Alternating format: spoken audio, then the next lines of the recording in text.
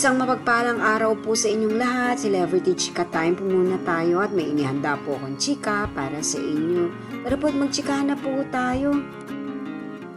Naku, ayan, Maine Mendoza, may pinagkakaabalahan na namang bagong kaganapan at kanya pa po itong ibinahagi sa kanyang Instagram account.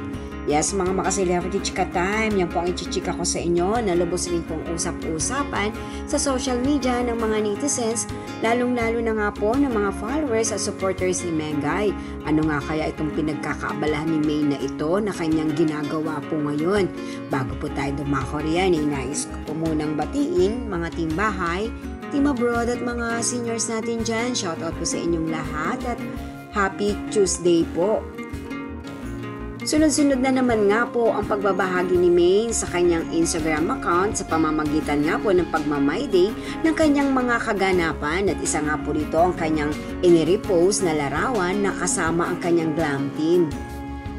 At isa nga rin po sa naging kapansin-pansin dito ay ang kanyang napaka-stunning na beauty na mukhang ina-aura pa po ni Maine ang kanyang new hairstyle na short hair.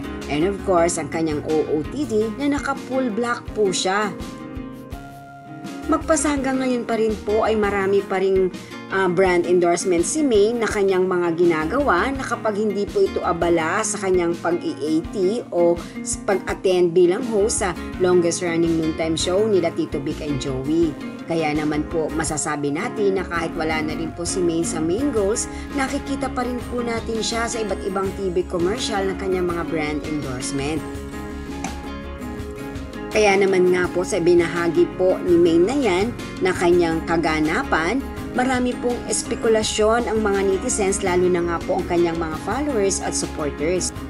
May mga nagsasabi nga po na may bagong TV commercial na naman po itong tinitaping o sinushooting.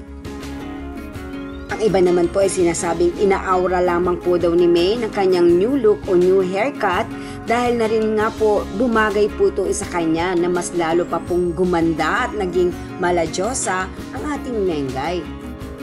Yan po ang aking chika updates for today. Salamat po sa inyong panunood. Huwag po kalimutang mag-subscribe. Pwede po mag-comment sa ibaba. Basta wag lamang po harsh o nakakasakit sa isa't isa. Salamat po muli. Spread love, not hate.